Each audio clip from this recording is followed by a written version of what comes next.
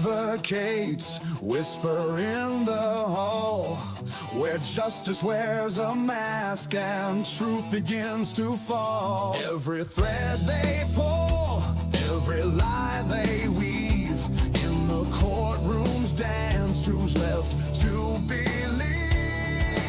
Oh, the devil's in the details, hiding in plain sight, innocent until the gavel steals the light. True crime echoes through the hollow night, fighting injustice with no end. The devil's in the details, hiding in plain sight, innocent until the gavel steals the light. True crime echoes through the hollow night, fighting injustice with no end in sight.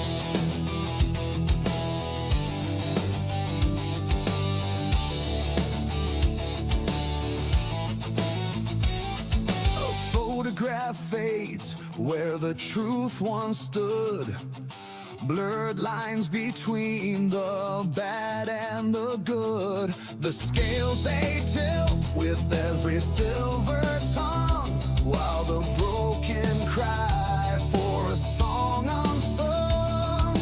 Black robes sway like shadows on the wall, one wrong word and the mighty fall. Who's a sinner? Who's a saint? The jury's out, but the verdict's faint. Oh, the devil's in the details, hiding in plain sight, innocent until the gavel steals the light. True crime echoes through the hollow night, fighting injustice with no end. The devil's in the details, hiding in plain sight, innocent until the gavel steals the light. True crime echoes through the hollow night, fighting injustice with no end in sight.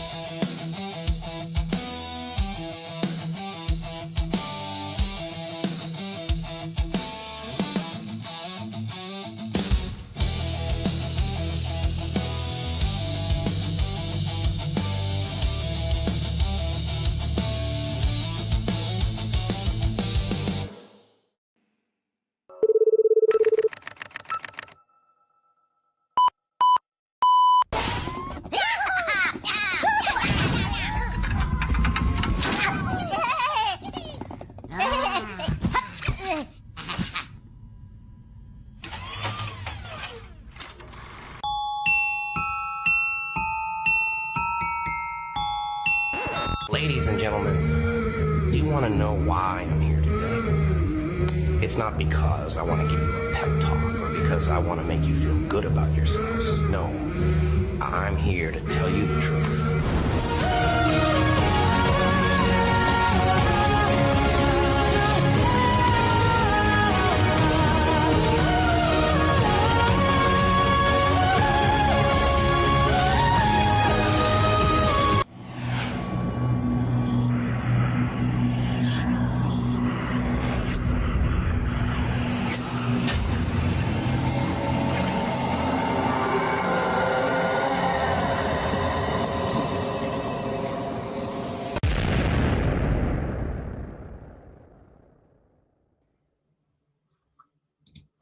All right. Welcome into Friday. Is it Friday night? It is Friday night. Yeah, Friday night to The Den, The Devil's Den, Crimes After Dark. It's our show that we do every single night, 6 p.m. Pacific Standard Time. It's growing in popularity. We're getting a bigger and bigger base every night, so it's fantastic. We had a lot of people in the show before we even got started. That's a super encouraging thing. Momentum is building on the records campaign. Money campaign funds are flowing into the records campaign. So if you don't know what that's about, we'll talk about that, which is funny because, and I won't name names, but I have my panelists backstage waiting for me to finish my monologue. This is kind of like becoming a scripted thing. I got my monologue and then I bring on my guests and we got a format and all this stuff like that. But anyways, the point being is that I had somebody kind of bust my nuts, right? I've got 5 cases that I cover, and because a lot of activity has been happening in the Idaho 4 case, this person said, "Oh my God, what are you doing? Why are you talking about a case that hasn't been relevant for over a year? The guy pled guilty; it's over." And I'm like, "You're missing apparently a lot of stuff because a lot of stuff is happening more today than it did before the plea deal. Because again, what's happening, you have to understand what happens when the case closed and the plea deal happened. All of a sudden, they don't have a reason to keep redacting and hiding everything. So more and more stuff is becoming unsealed. Now that we're seeing stuff, all of a sudden things don't make sense, and it gets worse, right? Because now they can't hide behind the statement, it's an ongoing investigation, so we won't tell you shit. That's no longer a hide behind, right? It's not an ongoing investigation. It's over. Case is over. So now show your work. And that's becoming a problem because as they're showing their work, and now some agencies, I won't name any names, some agencies are fighting to not have to show their work because they know that they're in trouble if they show their work. So it's now a very crazy time because now that it's over, it's just starting, if you follow what I'm saying. So I'm going to go ahead and bring up my guests. We'll get going about all the crazy things that I've had going on today. Just to let you know, I've been very, very busy, so I don't have show notes put together for today. I just took a trip to meet with one of, how do I word it? I don't want to say confidential informant, but I guess I have, it's not informants. It's not the right word. I have contacts. There you go. I have confidential contacts. I went out of town and met with my confidential contacts today. So I pushed it to get back. So here's the great thing about we're hitting that point in the show. We're hitting that point in the channel where I'm excited. This is where I felt it was going to happen eventually. When you get big enough and we're kind of at that point, people start sending me tips. I'm getting people now giving me tips. They're leaking stuff to me. They're telling me stuff. And it's starting to, we're about to, I feel like we're tipping a corner because now people are starting to see, oh, well, this channel has some legs on it. Maybe I should send what I've been sitting on for all this time to this guy and see what he says. And some of it will pan out and some won't. But anyway, let's get our panelists on board. Robin, how are you doing tonight? And see if your mic's working. I am doing great. Can you hear me? I can hear you. So Robin is a co-producer of my show. Good to see you, Robin, as always. Likewise, likewise. So for those who don't know really what happened with Robin, this was a one-man show. Well, when I first started, it was actually a two-man show. And then my business partner backed out very, very quickly. And it left me with a plural title, The Advocates, with only myself. And I ran that way for 6 months or so. And then Robin started getting more and more active on the show. And I realized that a lot of the duties, it was funny because Robin and I were like, what do we call somebody that does all the shit that you're doing for this channel? And we realized assistant producer was pretty much the best title. You're doing a lot of stuff. You reach out to people, you set things up, you do a lot of administrative tasks. Yeah, you and I work on the format. So it's like assistant producer, which is really weird because it was like giving up my baby. Like, this is my channel. I don't want anybody else in control of my channel, but Robin's great. Robin always defers to me. I'm in control of my own channel, but that's right. We got a great partnership and I appreciate all the work that you do. So thank you so much, Robin. And let's bring on another guest to the show tonight. Our NYPD, consultant. Yes, I keep calling you an advisor. You're not advising us on things. You're just sharing your things. How you doing tonight, One? Great. This is good to be alive in the den on a Friday night. Live from New York. It's Friday night. I'm telling you, man, I cannot believe I am still sitting on 4K footage of me standing at Times Square as the sun goes down in a time-lapse thing. It's going to look cool. I just haven't. In fact, I need to get that to Robin. Well, we've been talking about maybe having something on a sizzle reel. I might put that 4K footage of us in New York on our sizzle reel that we're trying to build. Anyways, I'll talk to you about offline. We're doing business live. We're doing it live. We got a lot of inside jokes, but good to see you, One. Appreciate it as always. Again, he does not represent NYPD, so all of his opinions and stuff like that are opinions of his own. Part of the reason why he's kind of got this incognito look is because literally he's kind of incognito. Like we don't want you to get the false impression that he's representing NYPD, but he does give the perspective of NYPD. I think the largest police department in the United States. Is that right? Yeah. Yeah. So it doesn't get any bigger than that, and it's a pleasure to have you on. Maybe even the world. Maybe even the world. I mean, it's like we have like 35,000 cops. So I was gonna say in the world, but I was like, well, is it in the world or is it just in the U.S.? But you're right. I think it might be in the world. So It's a real pleasure to have you on the show, and it's a real benefit to our show to have that. I'm bringing people on in the order that they lined up backstage, so this is not one of these preferential kind of things. Jason Estes from Estes Crime Maze. Let me give you a little monologue introduction before you go, Jason. So Jason Estes is kind of our resident.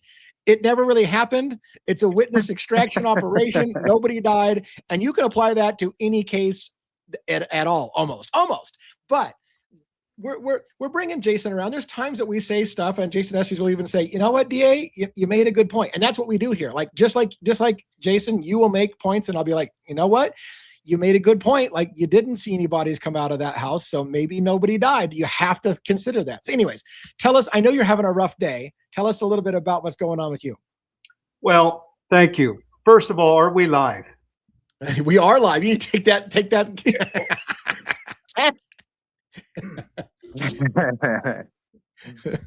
Oh, jeez, I'm nervous. Hold on. Thank goodness, a lady friend from Alberta. Yeah, wonderful person. She was kind enough to do this shirt. I hope some people like it. I certainly do. Oh, nice. Yeah, that is very nice. cool. And I Very will, cool. before you get too far in your monologue, I will let people know I'm not going to ignore the chat. I'm going to get to you and say some hellos to people. I should have done that up front, but I didn't want to make my panelists wait forever. So let's get Jason's introduction done. Let's get Joe from State of the Deep up here, and then we'll go through some hellos, and then we'll get into the show tonight. Well, thank you.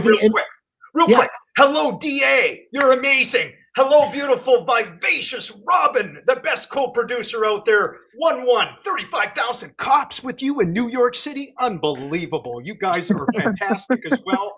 And to the amazing audience, how many people are in the audience right now, DA, before you address them? How many?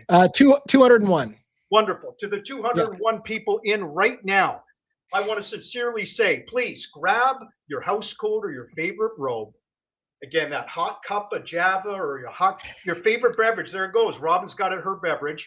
And sit by the fire, if you have one, and join us for a while. Listen to a story, because we are going to give you, once again, a deep dive, cacophony, cavalcade conversation for you true crime junkies on the Idaho 4 and much, much more. And yes, I do believe all 4 students are alive, just like that single guy, Charlie Kirk, or the rich guy, Charlie Kirk. He's alive too. And we'll get into it. Thanks, everyone. Yeah. Take it away.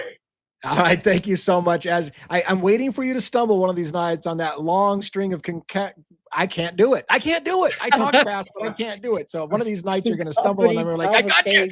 Well, I did. There was one thing I forgot. Cacophony, cavalcade, conversation. Yes, now, cacophony, I did forget. We need a shirt that says that. In my opinion, this is the most entertaining, thought-provocative, true crime channel out there. That's Devil's Advocates. And it starts with the creator, and then it goes to the amazing co-producer, Robin, and of course, the guest. And I'm not saying this because I'm on your show, DM, but I'm starting to sound like a wannabe narcissist. A friend once said, Jason, you're a wannabe narcissist. Anyway. A wannabe narcissist. That's fantastic. Yeah, let's contemplate that. All right, let's bring up Joe from State of the Deep, and I'm going to unmute his mic. For those who don't know, Joe from State of the Deep and I met at CrimeCon 2025. It looks like he's frozen. He's either really still, or Joe's 100% frozen. I thought Joe wasn't even coming on tonight. I'm in shock. I think Joe is frozen. I don't think Joe is coming on tonight because Joe is frozen. Either he's the. Can you hear me, DA? I can hear you. Yes, your image is not there, but you're. Tell us what's going on with your image. I don't know, man. I see everybody fine. I hear everybody fine. I don't know why I'm freezing up like that. Hold on. Let me see if I can close out some stuff that might be. So while you're doing that, like I said, Joe and I met at CrimeCon 2025 in Aurora, Colorado. We had a great couple of drinks before or after one of the days of the CrimeCon show and hit it off very, very quickly. Went and drove together to, of all places, we drove to the Century 16 theaters where the shooting in 2012 of allegedly James Holmes shot up a theater, killed 12, injured 50 something others for like a total of 70, I think, in that theater there. We got, I want to say Joe and I got kicked off of the property. we were politely invited to leave with the word of if you didn't buy tickets to the movies, then you need to leave. I thought that was really ridiculous. I mean, literally, we were just walking around the building, but we were not welcome to be in the parking lot if we didn't have movie theater tickets. And so a group of security people invited us to leave the parking lot, and we did so. So that was kind of cool. Joey, I don't think your video's frozen anymore. Move left or right and let me know that we're live. Well, I'm getting a spinning wheel on my end. Oh yeah, you're still frozen as shit. Oh man. Yeah, I don't know what's up. I've never had any major issues or anything. What's great is you're frozen in a position that kind of looks like you're on a popsicle stick. It's like somebody stuck a stick up your butt and just stuck you on your and you're kind of like Joe on a stick. That's what I think it looks like right now. Let me see if I can close some stuff out. Yeah, while Joe's closing the stuff out, I want to thank you, Joe, State of the Deep, for the background. Estes Crime Maze, really appreciate it. Yeah, man. Yeah, no looks problem. great. Looks great. All right, let's go let me through just some hellos. say hello, everybody. Yeah. DA, Robin, 11, SD, Den, hello. Hopefully I can fix whatever's wrong and you guys will be able to see me. Perfect. Let's work on that. All right. Let me say some hellos to Essie backstage, or not backstage. Essie's and Robin's backstage. Essie and Mike, Essie and Robin together. But Essie's in the house. We got, and first in the house looks like Diana Draper, 940, Crime Spy in 2024. That's a regular in the house. So a lot of regulars. Is it Linda Vaughn, H7P? Welcome as well. I think I recognize that name. Claire Riley. Looks like Joe did something and then came back, but he's still frozen as shit. Got the wife in the background, the she-devil, Rhonda She-Devil. She's in the house, both figuratively and literally. DK M905, hi DA. I could pin some of these as well. Who else do we got? Lydia in Unhinged. Hello. Just wanted to say hi to people. Becca, 1019, welcome as well to the show. Amanda B. A lot of our graphics work comes from Amanda B. and my website redesign. A lot of those graphics. I mean, anything graphics-wise, Amanda B. does, and she does so much more. She does a lot of moderation of the Discord channel and moderation of the YouTube channel and all kinds of stuff. So anybody with a wrench, of course, has moderation privileges, and she helps out with their moderation. Did we do Lydia Unhinged? I think we might have, but just in case, we'll do that again. Caleb, Caleb, and what I saw somebody else. 55. Okay, let's see. Poetic Justice, recognize that. 1-1, of course, is in the house. I'm just looking for some new names to jump off here if there's anything new. And if this is, by the way, Extraterrestrial Highway, welcome, good evening. If this is one of your first times, even if it's not, by the way, let's give you an invite to come up to join us, because tonight we don't have a formal thing. Although I have news. I have news about the letter campaign and the Brian Koberger case, Idaho 4 case. So I do have stuff to tell you about that.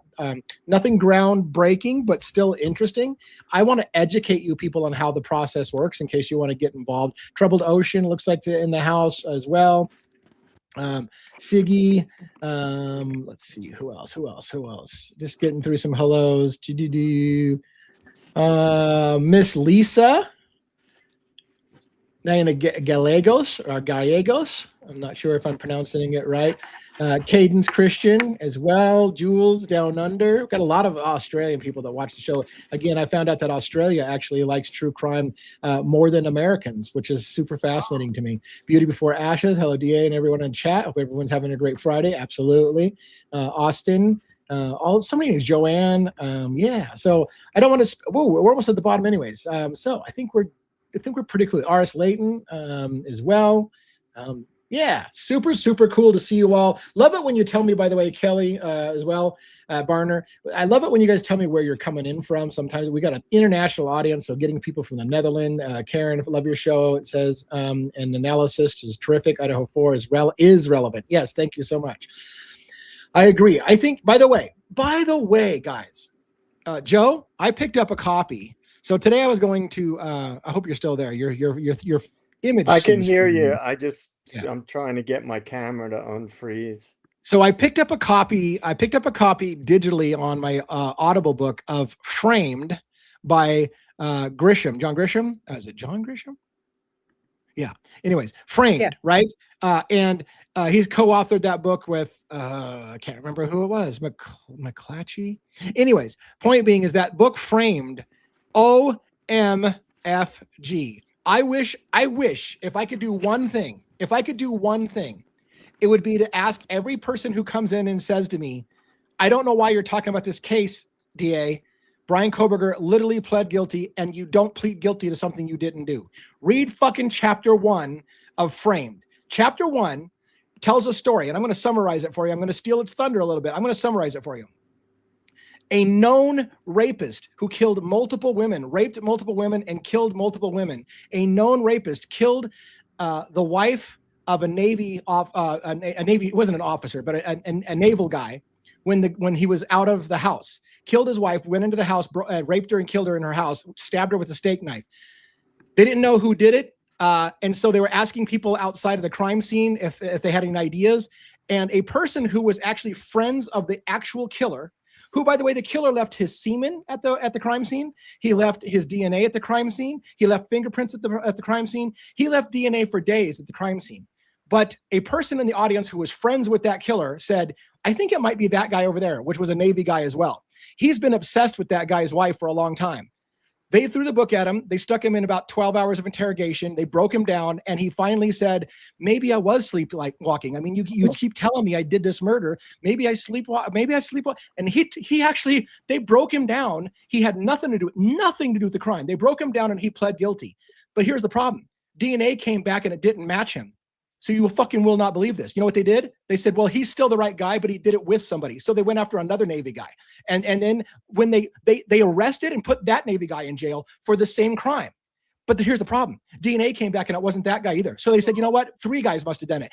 They did that to 7 motherfuckers. They did that to 7. They put 7 people in jail for the same crime because every single time it turned out that the guy they just arrested and put in jail wasn't it. They said, well, he did it with other people then. So they went after another guy.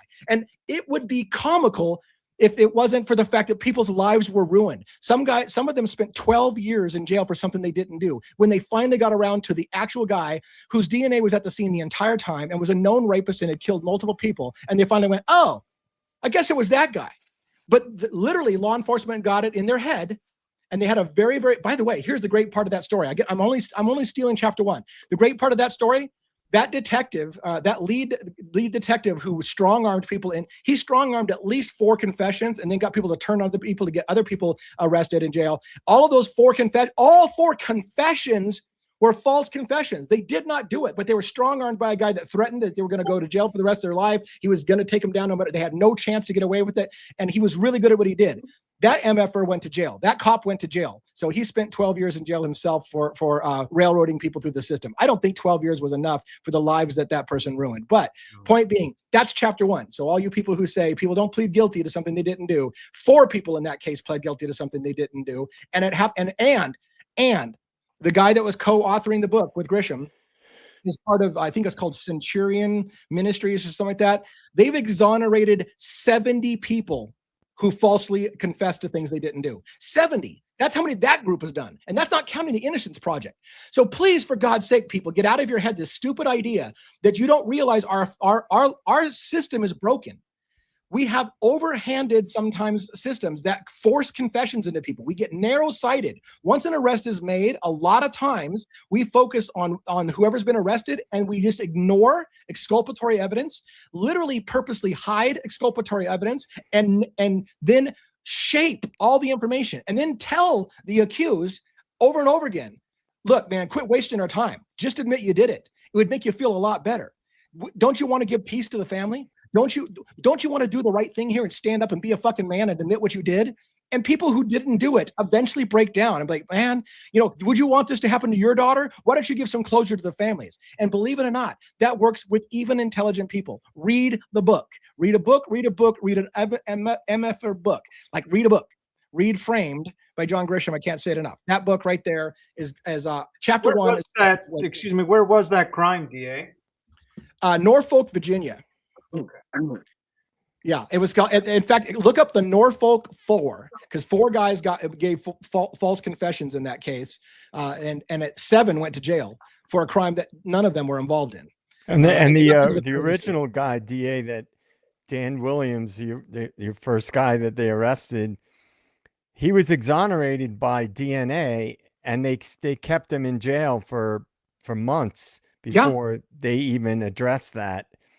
And you then wanna- they tried shifting the narrative that he was involved with other people, and that's why his DNA wasn't found. And here's the sick part again. I'm only ruining one chapter, so I'm not trying to ruin it because I think it's worth your listen or your read or whatever, regardless. Here's what in the sickest parts. That main guy that they first went after, the one that they went balls deep on and put him away or whatever, and then when they realized it wasn't him, they went after his next guy and the next guy and the next guy. That first guy's wife was dying of ovarian cancer, I think, and literally died while he was in prison for rape and murder. So she died believing her husband may have raped and murdered somebody and didn't get to see the day to find out that her husband had nothing to do with it. Nothing. And she died going to her grave believing her husband may have raped and killed the girl next door. Sick things. You're full of piss and vinegar tonight again, DA, on a Friday night. I am full of piss and vinegar. We're loving it, man. It irritates me so much. And when every single time someone says to me, Brian Koberger pled guilty, you idiot, I just want to say, read some books. Go watch a few documentaries on false confessions. It's not hard to find. Educate yourself a little bit on how this happens. It is a systemic problem. It's a systemic problem. So it's the way our system is set up. You need to educate yourself. Now, at the end of the day, huh? They don't want to. They want to listen to Nancy Grace and Brian Enton and Banfield. Right. You know. Right. We won't hear a false confession, by the way, of Brian Koberger apparently in an actual interrogation. Wouldn't that be something? And again, the question is, why didn't we see an interrogation? And this and this is what bugs me. I'm going to go on a little small tirade. I'll try to let you guys have some breathing room, I guess, for, you're here for a reason, not to sit there and listen to me rant the whole time. But a perfect example, Brian Koberger's original intake and interrogation in Pennsylvania when he was arrested, talked to two officers, and they sat around and talked about sports, football, whatever.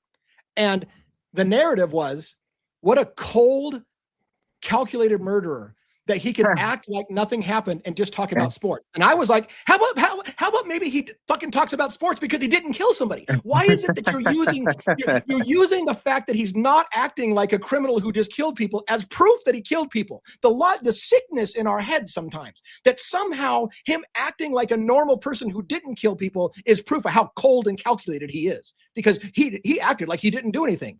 Maybe because he maybe didn't do something. Wait, remember, he did get a coffee at Costco. I mean, come on. Right? I mean, forget about that. Right. That isn't guilty. I don't know what is. Well, I mean, did you see those horrific pictures of Tyler Robinson and the Charlie Kirk thing going and pumping gas? And they were talking about he had the audacity to pump gas. Here's Tyler Robinson pumping gas. Can you believe it? He just killed somebody and now he's pumping gas. Holy shit. Like, how do we turn everyday mundane things into proof of guilt by saying that you're colder because you're going through life like a normal person, and that somehow means you're really cold? Because look, they're acting like a normal person, like somebody who didn't just kill Charlie Kirk or somebody who did. Like, am I making myself clear? It's asinine.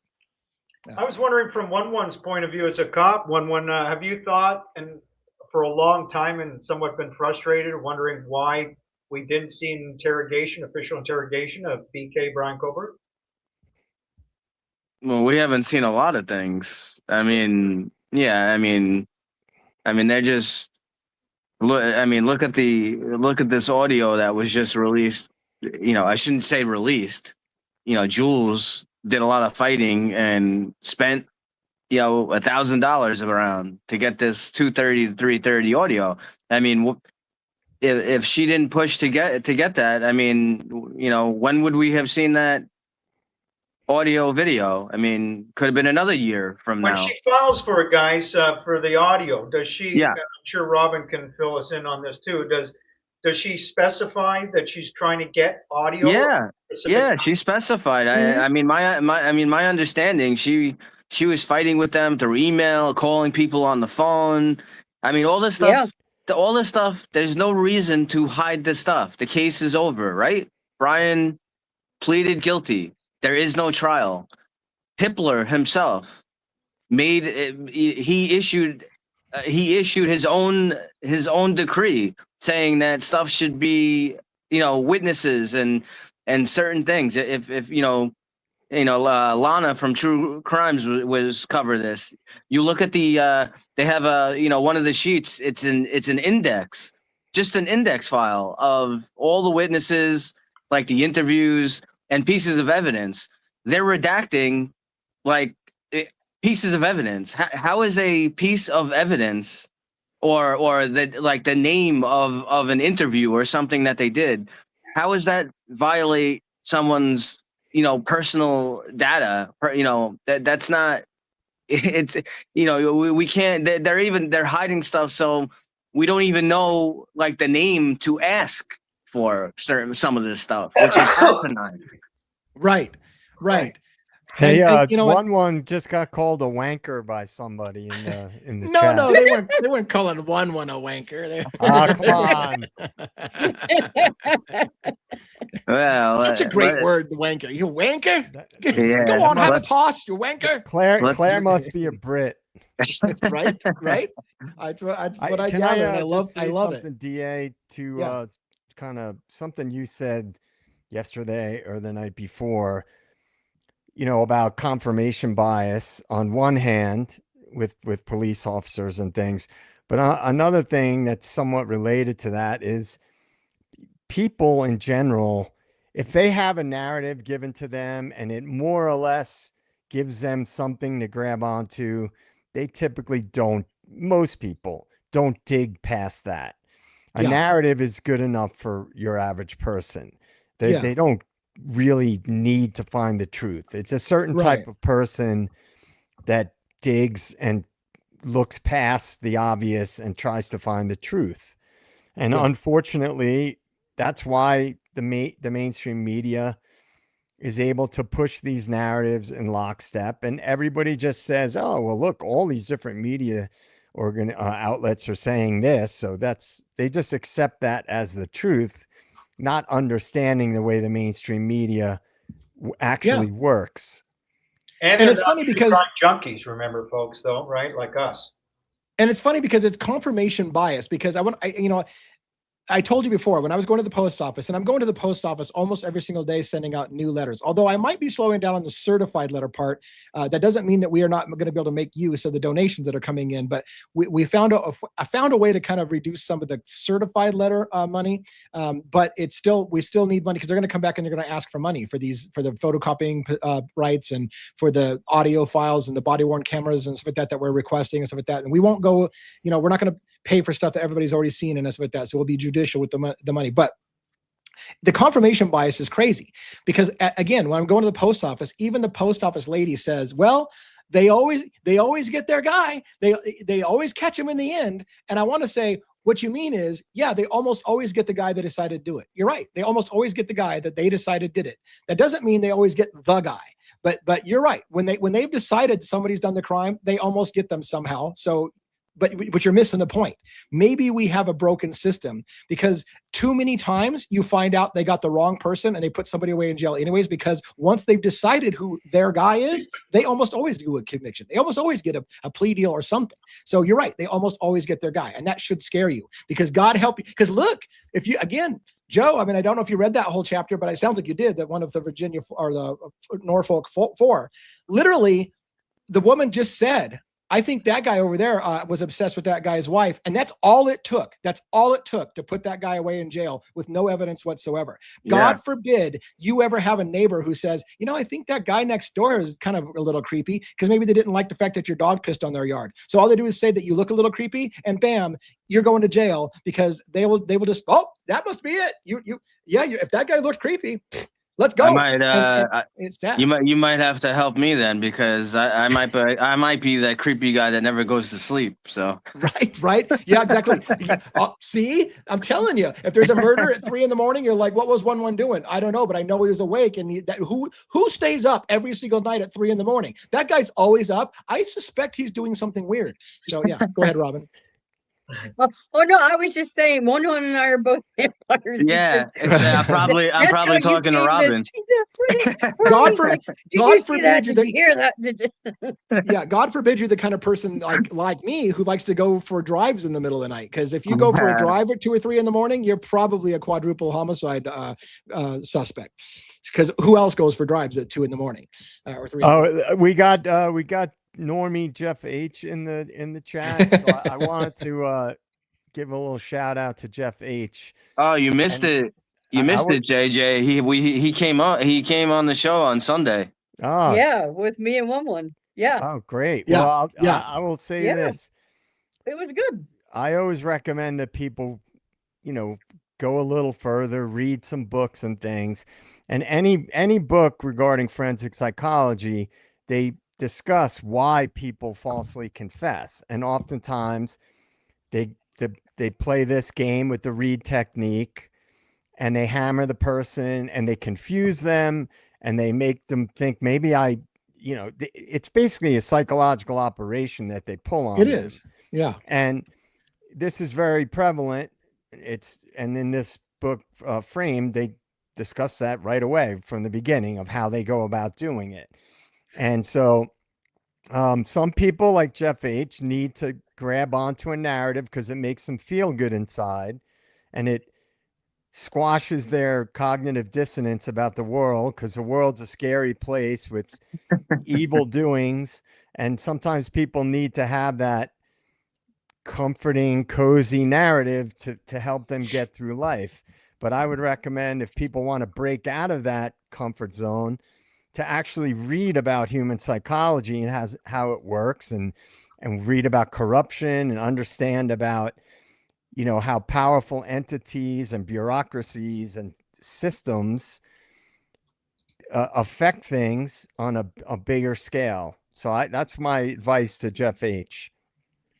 Yeah. And I don't know if you saw, I posted for a moment. Somebody said, I think it was Jules that was saying that she found out that when you FOIA information on the 1122 King murders, that the families are notified of your request, your FOIA request. So that's interesting if that's the case. Yeah. I don't know if that applies to just FOIAs or if it also applies to public records requests. You have to understand they're slightly different. A FOIA literally is a federal request. So it's not the same agencies as Moscow Police Department, for example. You don't FOIA, and people will say, I FOIA'd Moscow. You don't FOIA Moscow. That's not a federal thing. But the FBI, that's a federal agency. You might FOIA that. You might FOIA, criminal records or military records, something like that, with government agencies. But public records requests. But I wonder if it is true that the families get notified. And then how do you feel about that? I mean, you can't stop the search for truth and justice just because other people are getting notified. And of course, notified just means notified, like, hey, somebody asked for this file. So it's not a I don't think a huge deal. I bet you at some point they tune it out and they're like, I don't need to hear everybody and their dog who doesn't think this happened the way it did. We're just going to move on. That's what some of the families said. We're just going to move on. We don't want to hear it anymore. We're just going to move on, and that's for the rest of the people to decide if they're going to let it go or not. And so it is what it is. But I wanted to tell you a few things about the letter campaign. I am getting responses back from Pullman now. And so this is where I learned a little bit about, I'm getting smarter with how we can save our money. So first of all, let me say this. I like to educate people. So we're so again, for those who don't know, I took a step of taking the latest video that was released by Moscow Police Department between 2:30 and 3:30 in the morning, and showing that there were screams going on, the neighborhood got super quiet, and that any reasonable jury, if they had heard that, in my opinion, would have reasons to question the official timeline, especially considering we know that even the grand jury didn't buy the testimony of the survivors. There was conflicting statements. You don't hear anything like that at all during the critical time they say Brian Koberger was doing the murders, and now we know they were fighting back. They told us originally everybody was killed in their sleep. Now we know that's not true. They were fighting back. There were screams, and yet you hear none of that between 4:05 and 4:20 in the morning, but you hear tons of that between 2:30 and 3:30 in the morning. So when that came out, I simply put out a letter, a formal request to open a criminal investigation into this case. That request is just that. It's a request. A lawsuit has not been filed. So those who think that a lawsuit has been filed, that's not what happened. A request to the Idaho State Attorney General, Raul Labrado, it's like Labrador, Labrado. I can't remember how. Now all of a sudden I'm spacing on his name. No disrespect. It is Labrador or something like that. Yeah. Anyways, we sent a letter to him saying, this is the reason why we believe a criminal investigation should be conducted into this case. This newly released audio, if a jury had heard that, would have reasonable doubt all day long every day and twice on Sunday. On top of that, I want to know, did the defense hear this audio? Has it been ruled out and excluded? I would like to request that a formal investigation go, that I believe, like so many cases in America, that maybe some steps were missed, some exculpatory evidence was hidden, and a plea deal came in without the defendant knowing that evidence was out there with exculpatory information that would have made all the difference in the world had a jury. And here's the thing. They knew if they got the plea deal before that, we would never have a trial and that stuff would never come out. But now that it's over and we're doing requests for public information, it did come out and we had to pay healthy. Jules and her team, and again, Jules did correct. It wasn't out of her personal pocket. Her community came together and donated money to do that. Just like I'm asking you to help with the campaign that we're waging right now. I'm asking you to help with that funding because that's how we break things loose. Because I can't afford to pay. You know what they told me the first time? I think I've said it before. They told me they wanted in excess of $20,000, and that was, and they needed $10,000 up front to start my request. $10,000 up front, and the ending bill will be in excess of $20,000. But we need at least $10,000 up front before we'll even start your documents. Pay up in 7 days the $10,000, or we'll consider your request dropped. That's what they did to me when I first started this thing, and I let it go. I didn't pay the $10,000. I thought, well, I guess that's it. They're just going to stonewall us behind money. I found out later on it's a legal gray area, but it's mostly considered not legal what they just did. It's not legal. You just have to push back and you have to know the right thing. And they know that most people will give up and never do that. Yeah. What's up, Estes? What do you got? Thank you. I was just waiting for finish your amazing thoughts there. I noticed that some of the lawyers you had on one of your videos, if I just may, I can't quote her verbatim, but her name was Samantha McBride, I think. Yeah. Yeah. Nice woman. Obviously they were all very intelligent, it seemed. And I think she said she was starting with, like, at one point she said, after you were going on about the horrific screams, of course, that it sounds like that we're hearing. She said, remember, she said she had a problem, she said, because there was, as we know, there was no, I wrote it down, I shouldn't be reading. No one heard anything. Right. And then you got this house at 1122 King Road with all the audio, right?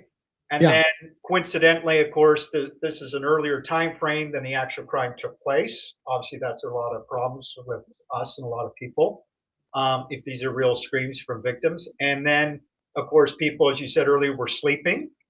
And then no interrogation, she brought up. And then finally, of course, the 911 call, she said delayed 8+ hours. This is from a lawyer who then said, I don't know what to make of it. I mean, this is how crazy and wild this case is. And your other lawyer, the male lawyer, he said, I think you couldn't put this out in a Paramount movie. No director would ever carry this. The public would say, this is impossible. This is nuts. Right. Like, you know, but this and that was Ron, who from the Custody Queens team. I mean, they all work in the same office or law firm together in family law, but he's an appellate guy. And he was saying that that's exculpatory information, no matter how you slice it. Like there's just no way around it. That's exculpatory information. The only way really it can't be exculpatory information in it's me playing devil's advocates with myself, which is that if it was fully investigated, and it was known by Ann Taylor, his defense as well, and she got to see all of the notes about the investigation, and it was comfortable that the investigation was accurate and true, and there's an explanation that everyone agrees with, then that would be the only thing that would make sense. Is that, okay, Ann Taylor must have seen it. There's no part, for God's sake, please tell me Ann Taylor saw it, because if she didn't, that's exculpatory information, and that fucks this whole trial. But if she saw it and she said, okay, I believe that's, you guys are factual and honest, and this is what it was, and it wasn't what we think it was, then what are you going to do? She signed off on it. But if she didn't see it, they're in big trouble. They didn't even interview the Banfield boys. There's no interview. Wow. Yeah. So, I mean, I'm not saying that they did, that they did the homicide, but that Banfield stop is like right there, right with the sounds. So to say, I mean, the I'm sure I would bet money that those kids that were stopped right there, they got summonses for drinking or whatever. They know something that went on. Obviously, you got the guys running in the background. These guys that were stopped, they were they were right there. I mean, you guys, you had boots on the ground. I mean, it's not that far away. Yeah. What is No. what is the not likelihood? Is there not a possibility that those guys were some of the hooping and hollering you heard that sounds like fake cheering, trying to cover up the sounds of what, again, we heard what sounded like a section of kind of fake cheering out of nowhere, and then stop, and they stop cheering. And it sounds like, what if those guys running away from the home after it was all, whatever was happening was done, were running, away from the thing, and then they get stopped. And what if those were the voices? There had to have been follow-up on that, right? There has to be, right? There, you just had all these things happen. You're not going to ask them, where were you? What were you doing? Like, I don't know. There's just the thing that's crazy about the people running is after that video came out, the body cam, which shows the people running in the background, Right. like 2 days later, they were like, oh, there's some things going around about these people that were seen in the body cam footage running, and we determined that they're not related and they're not suspects.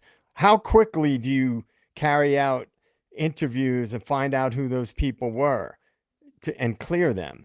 And it goes back to what we've been saying a lot, which is it's like they already knew what was going on, Right. because they didn't seem very interested in thoroughly investigating other people. Now, again, we could look at it in many different ways.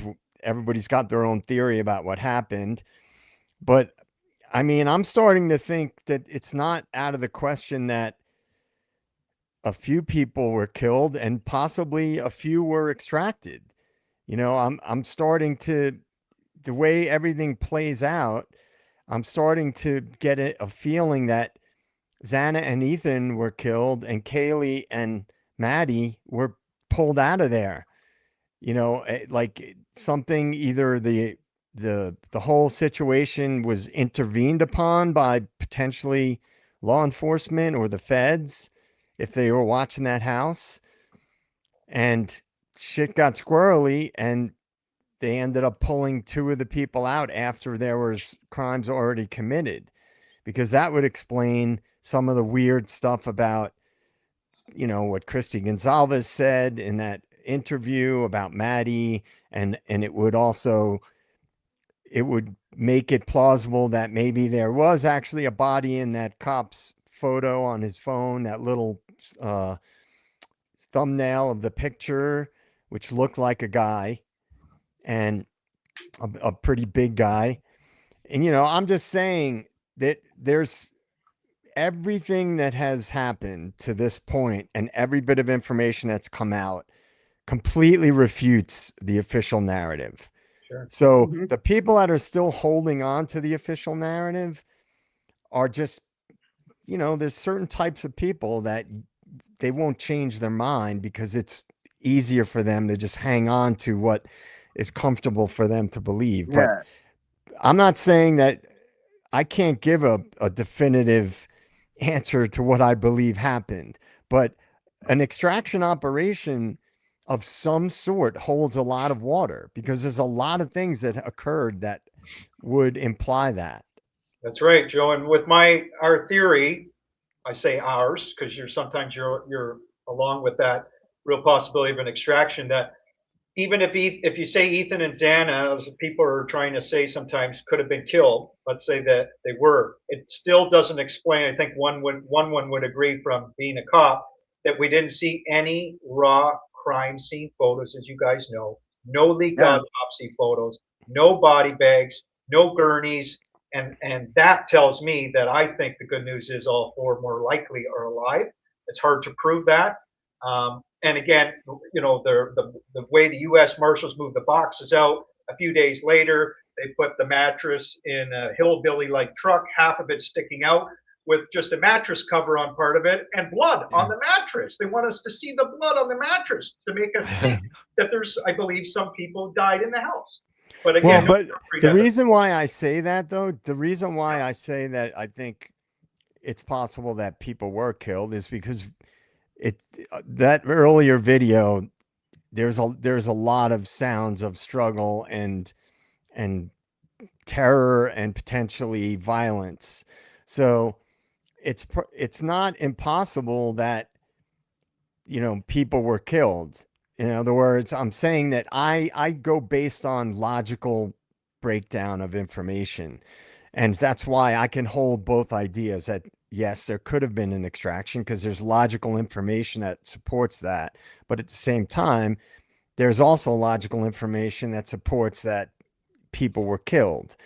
Now, again, this is a complicated situation, and I can't say I have a definitive impression about it, but that's just kind of a way I've been thinking about it the last few days. Sure. But again, no blood, no, again, the raw crime scene photos, I think would have came out, either by mainstream media, as you guys know, or, the college kids were around. And then the 911 call, again, we've been trying to figure it out. Why would that be delayed 8+ hours? There's different theories on it, which is interesting. And I'm still trying to about that. And by the way, I want to say a couple things. I want to say something about the repeated comments we get about, they had to have been alive at 4:12 because Xana was on TikTok at 4:12. So they had to have been alive at 4:12. People need to understand text messaging is not proof of life. Right. Activity on your phone is not proof of life. I don't remember who it was, but somebody brought up that great case. Maybe it was you, one. I can't remember. I did. I brought it up. About laundry. When Right. if he really did kill Gabby Petito, he was using her phone to text with family to make it appear that she was still alive. And he texted her mother. Right. And so these people who are telling me Xana had to be alive because she texted, what are you telling me that then Gabby didn't really die and that her boyfriend wasn't pretending like she was still alive with texting? It's proof right there. Proof. Gabby's texting her family, so she can't be dead. The story that he did it can't be true because she's texting her family. Like, think it through. A text does not mean activity on your phone does not mean proof of life. It doesn't tell you who's doing it. In fact, the crazy thing about that, and I don't want to go super big on it, like the crazy thing about it is the thing that Xana allegedly texted or posted on TikTok felt more like somebody trying to leak information on the crime scene, that maybe somebody picked up her phone and was trying to leak something out there. I'll just leave it at that. That text message, now that I look at it, what was said, and now what I know about the screams and now what I know about everything, I'm like, did somebody in the cleanup crew try to get a message out through the TikTok message? Or was somebody just trying to, again, there's a lot of scenarios. Was somebody just simply trying to set a timeline? If I text from one of their phones at 4 a.m, everybody must believe it happened after 4 a.m. and won't be looking at the right time frame. So I'm just going to throw everybody off by sending a quick message on somebody's phone that might be already gone. So those kind of things are possible too. And if you don't think criminals can be smart enough like that, then you're missing something, I think. Or if you don't think the feds are smart enough to do some of this possible. Right. Some of them might be smart enough. We got some other. I saw a comment early. I saw you posted it, Lee.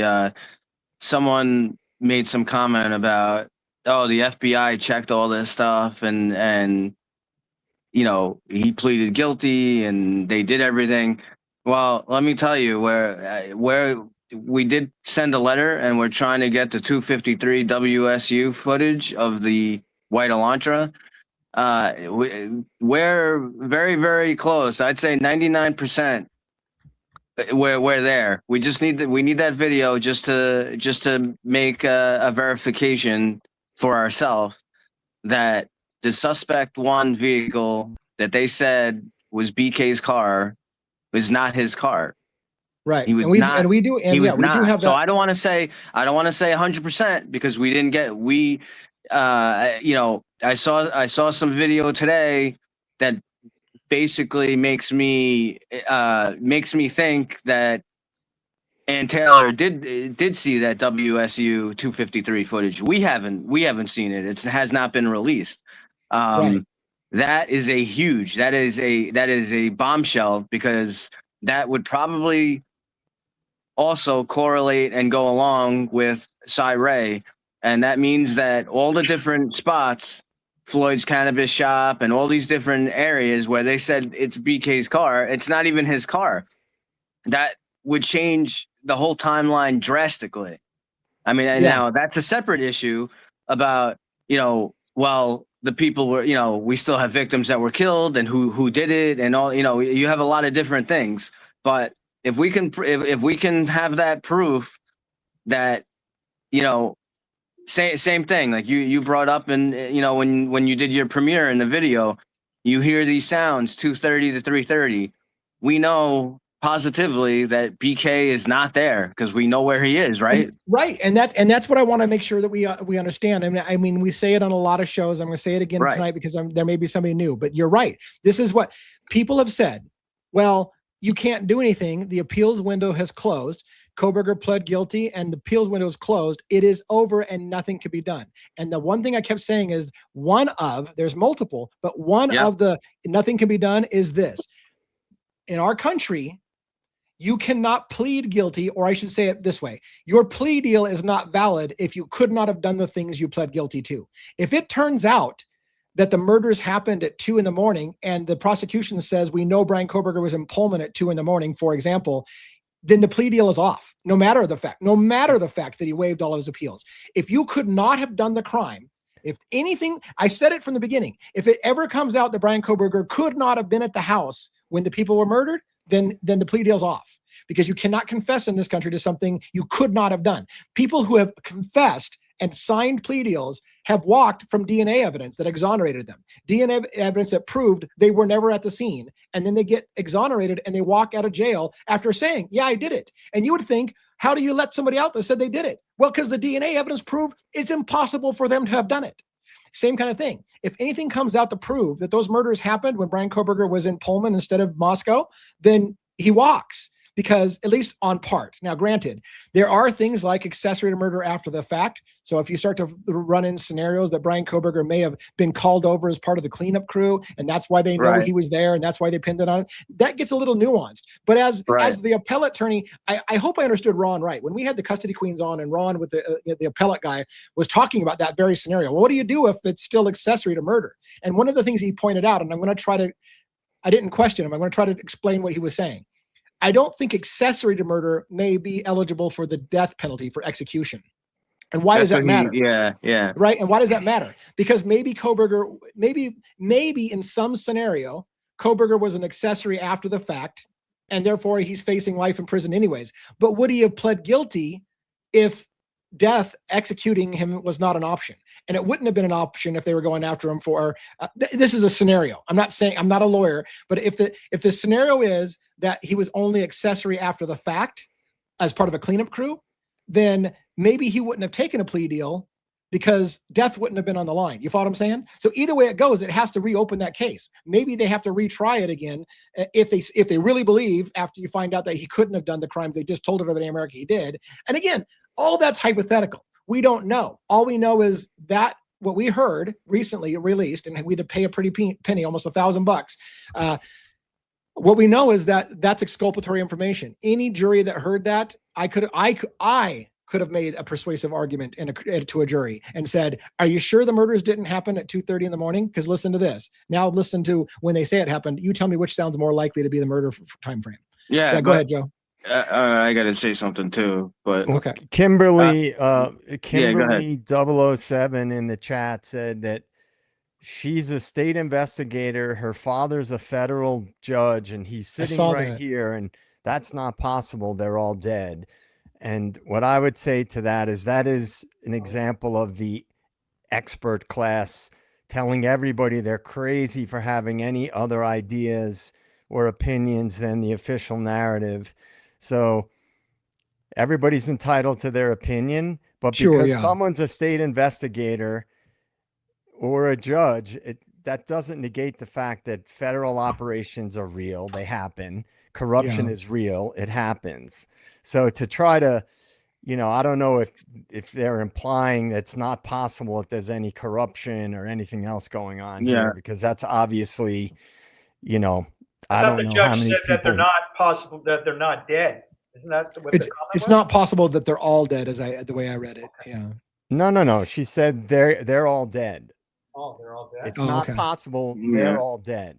I see. I read it. Said. It's funny grammar. Like you can read that two different ways, but yeah. So, right. But stating that I'm a state investigator and my father's a federal judge, and so therefore they're 100% correct.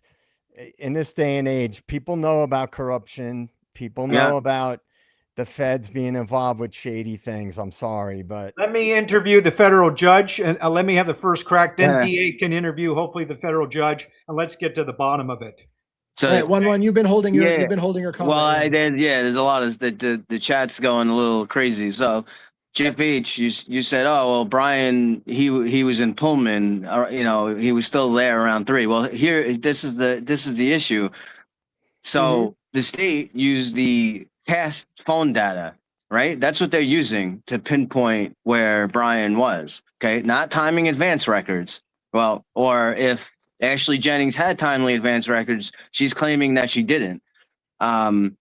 Maybe they, you know, there maybe she did, maybe she didn't. I don't know, but timing advance records at the time they were saying that they didn't really exist yet.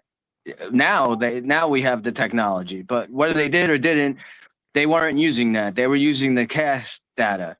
Cast data is known to be somewhat unreliable, right? So if you have timing advance records can pinpoint like pretty much your exact location.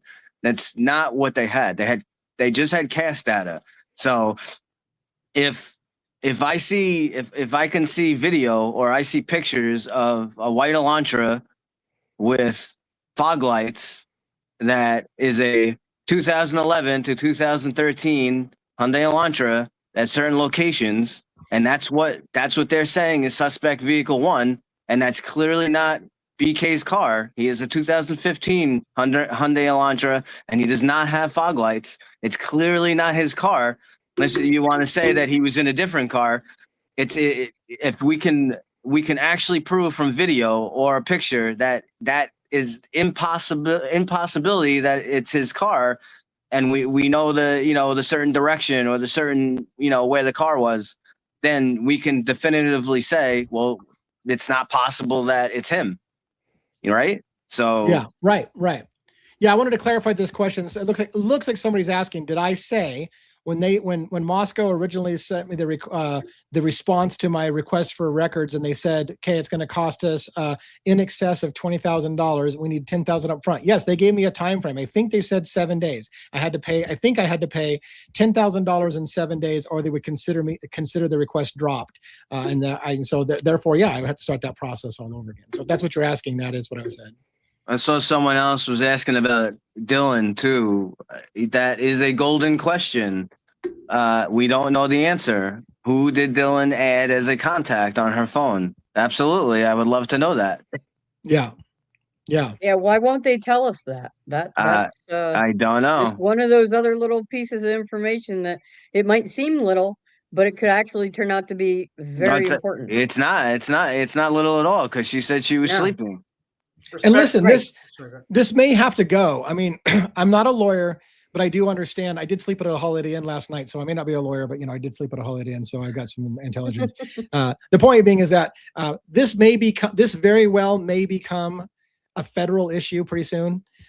Again, one thing that I know about the federal government is the right hand doesn't know what the left hand is doing. So this may have to get to the point where the Department of Justice has to come in and see if a federal agency ramrodded this case down everybody's throat, and whether there's a civil liberties violation of due process, that Brian Kohberger's rights to due process were violated, which I think is, I could make that argument right now that his due process was violated. So we start, and we are starting with the Idaho State Attorney General, and we'll see if we can get some traction there. If he rejects us, then we'll consider a federal appeal to say that the whole, potentially the whole state of Idaho is corrupt, maybe, and that maybe a federal investigator needs to look into whether or not this is a civil liberties issue, which clearly it would be in this case, in my opinion. And again, we're not accusing anybody of wrongdoing. What we're asking is, we're saying, look, the public has a right, after all the fighting and all the bickering for years, the public has a right to know that you got the right guy. And the answer isn't, well,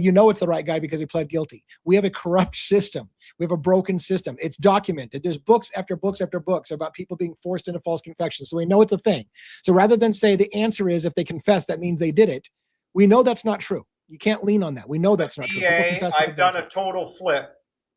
Are you forgetting local law enforcement and the feds, Nancy Grace, Ashley Bashfield, Brian Ennin, Drunk Turkey Show, all these people have told us Brian Kohberger left touch DNA on a knife sheath, for heaven's sake, beside or under Maddie's leg. He is responsible. All my theories on extraction are over. I believe Brian Koberger did this crime, but I will let you guys, of course, talk about your own theories. I've solved the case, and that's that. No, I'm being serious. I almost lost my shit, and I can't. Like, I got too many comments coming in now that we've got too many comments coming in. But I almost lost my shit because someone said, "Da, you're an idiot. If Brian Koberger didn't do it, then why is this fingerprint literally on the knife sheath at the plane?" And I'm like, you're not even watching the show. Like, you're not even watching the news. His fingerprint was never found at the scene. Are you kidding me? Like, how did it go from a single source piece of DNA so small you can't see it with the human eye to, you idiot, his fingerprint was at the scene? It fucking was not left at the scene. Get straight about the facts before you tell people I'm an idiot and you don't even know the basics of the story. And I don't mean to do that because I don't want to attack people, but for frick's sake, if you're going to call me an idiot, at least be right about the fact that you're stating. I'll tell you, JJ had the right idea the other night when he said it would be great because I know she's all about this kind of stuff. If we would somehow be able to get Candace Owens to be interested in this, but she's a little busy. Interview or debate. That'd be epic. Yeah, she's got her hands full with whatever she's got going on right now, and all the hullabaloo with the. And I want to say this. I want to say this carefully because I want to fully educate people on what's going on with the letter writing campaign. I do have a website, devilsadvocates.info. I'm gonna pull it up actually for a second here. Let me pull. I haven't gone to your website yet, DA. I was about to, but now you're pulling it up. I don't have to do that tonight or Right. I mean, you could go and you could give me a view. I mean, that's cool. So first of all, let me do this. Add this to stage, share screen. I'll go to websites. Make sure you don't show anything unsavory to the whole audience. All right. So first of all, this is our GoFundMe page. We've raised $1,600 so far. We got a big donation coming in from the Custody Queen still. Their manager is making that payment. They pledged on the last live that we did together. They were going to do a very significant donation. We just had a recent big donation of $200 from James Owens. Shout out to him as well. We've got several $100 donations. So people are contributing to the thing. But in addition, here's the website, devilsadvocates.info. And on this page, I could sign out as being signed in as myself. But the point being is that here is our documents page. I'm listing all the letters that I'm sending out, all the costs that it's costing for certified mail. It's page after page of stuff. And the recent ones I did, and I want to tell you what I did because I want to be transparent with everybody about where their money is going. But I want to be really, really careful when I say this. So do you understand the principle that of fishing for information? When you're fishing for information, sometimes you know that what you're asking for isn't necessarily the important part. It's what it's going to uncover when you ask for that. Hopefully you understand that concept. Sometimes when you ask for something, it's not really what you asked for that's the important part. It's what you're going to get when you get that, the discovery that comes out involved in that. So where I'm going with that is not accusing anybody of wrongdoing, but I have opened up requests for all of the criminal work that Moscow Police Department did on 2 previous criminal cases involving Bill Thompson. And by the way, Bill Thompson's, unfortunately, he got a copy of the letter. It went to his actual office saying that I want the records what the prosecution was handed over from Moscow PD, and 2 previous criminal cases that could relate to this case. And so again, somebody might look at that and go, DA, why are you looking into that case? Well, bear with us. It's one of those things that it's what you're going to see, in my opinion, or what you might see when you get those records and the story it tells. Because as Ron from the Custody Queens team was saying something, maybe it wasn't even Ron.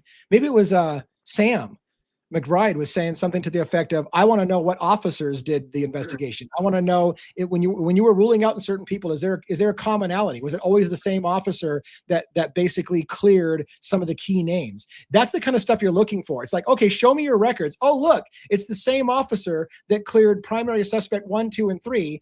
Then you start to look for that red flags. Is one guy controlling the narrative? And so those are the kind of things you start looking for when you start looking down those further rabbit holes. Is there a history of cutting corners in cases? You agree with that one, what DA said on the police cop situation there, law enforcement? DA right on the money? Yeah. you put him in a difficult spot. I mean, he does, he doesn't, but yeah, I mean, I think he would agree. If you have a bad cop, you want to see that you'll see a trend maybe of them being involved in the same kind of sketchy shit multiple places, right? Yeah.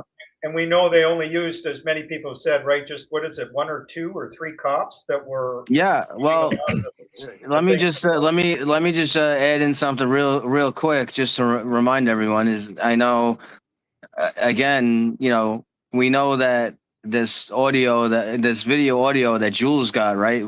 I mean, the name of the file was redacted, so we're trying to get more info, like what was done to this video, why were certain things redacted or whatever.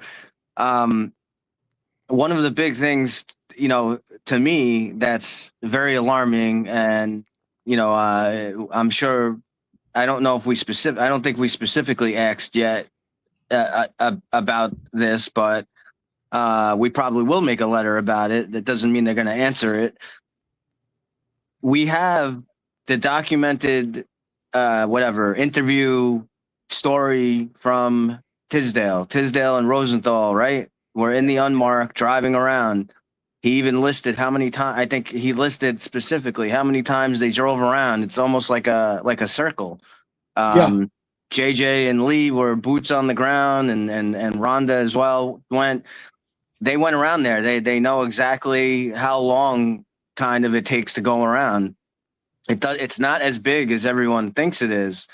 What don't you see in that video from 2:30 to 3:30? I don't remember seeing an unmarked car drive around. Yeah, I don't remember seeing it at all. Yeah. So where is it? Yeah. Another thing, by the way, I keep failing to mention this, and I don't know it's relevant to what you just said, but one thing people don't realize is that whole area where that house is at, 1122, is kind of like a bowl shape. I think I've said it one time, but it literally, there's a slope to the hill around the whole thing. And why I say that's important is because sound bounces around in a bowl, right? You're surrounded by buildings, you're surrounded in a bowl shaped thing. The house is kind of down in a bowl shaped thing. And so it can play with acoustics. So when we're talking about, like somebody pointed out before, well, DA, you can't say where those screams are coming from. You're right. I can't say where the screams are coming from, but that's the whole point, is that needed to be investigated. It needed to be cleared where those screams came from, because you don't know where the screams came from. And if it wasn't properly investigated, that's a huge red flag right there. By the way, I saw you pin something there for a minute. Was that a donation? Looks like somebody got nice that was a super chat from Whitney James 1531. So thank you very, very much for that. Here, I'll put this back up. People fail to realize this could happen to any one of us. All of us go to the grocery store, etc., touching things and not buying them. Our trace DNA is everywhere. It's not hard to set someone up, which is completely true. Yeah, absolutely. Absolutely. Exactly. And so that's why I wanted to see this go to trial. I felt like it's not a slam dunk with DNA. In fact, the prosecution already backed away and said they weren't planning on really relying on the DNA. They were going to use circumstantial evidence to place him. And then Bill Thompson said himself, can't place Brian Koberger in the house. Yeah, they were going to use Molly as a star witness. They were going to use Molly as an eyewitness who said, I saw him there, and she didn't see him there. And we know it. Listen to her testimony. She didn't. She described somebody completely different than Koberger. And she didn't see him. And in a traffic stop with Payne, she said that she's friends with Bill Thompson. Now, I find that problematic, that someone who calls themselves a friend of Bill Thompson would be potentially a kind of a star witness against Brian Koberger. Honestly, Robin, I think it was a problem, and I think that's why she got dropped off the list, because they were going to bring her in as their star witness at the last minute until body cam footage came out and showed an officer questioning her on a stop, and she says, "Oh yeah, I know, I'm friends with Bill Thompson," and they went, "Fuck!" I can almost see it. It's like, shit, we can't use her on the stand because they're going to put that on the stand in front of a jury and say she's friends with Bill Thompson, and it's a setup. Right. So, hey, there's breaking news. The case has been solved. Kimberly in the chat said she knew somebody who worked on the case, and everything squared away. Everything we've been told is the truth, so we can just stop. We don't have to ever talk about this case anymore. That settles it. Thanks, appreciate it. That's great, but I want to say, Robin, let's go ahead and close the channel. The channel's over. We're done here. The channel's over. Channel's over. Shut it down. We're gonna let's just move on to something else. No. wait, before we shut it down, I just, in case my friend who's a caller comes in tonight or people new to the case, this is my opinion. I don't know how many people agree, but when I finally, how do I say it? It clued into me that it was a show hearing, I thought, when the defense and the prosecution, after the home was destroyed, right, which we all know, or most of us think is pretty ridiculous that they would do that. I would think someone would think that too. But in the courtroom, remember the prosecution defense, they were laughing amongst one another. They had this riotous sort of laugh. They're looking at the 3D printed model house that they're supposedly going to bring in for the trial, laughing.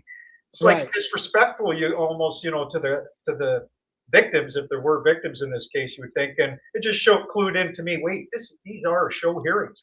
And then you find out legally that I'll get into in another live, maybe again legally, that they can do all this under certain certain circumstances, the feds. But yeah, that dollhouse thing. Let's tear down the actual crime scene, because of course no jury is going to want to actually walk in and see it for themselves. No. Let's tear it down, and then let's build a dollhouse and just say, yeah, the dollhouse is. And by the way, the dollhouse is not to scale; it's just close enough. They literally was like, it's not really just, it's not 100% accurate, but it's close enough to get the idea. I'm sorry. They could have saved a lot of money and just brought in the Barbie dream house. I mean, yeah, exactly. Well, it was kind of like this. Imagine it's like this. Imagine it happened like this. I have to.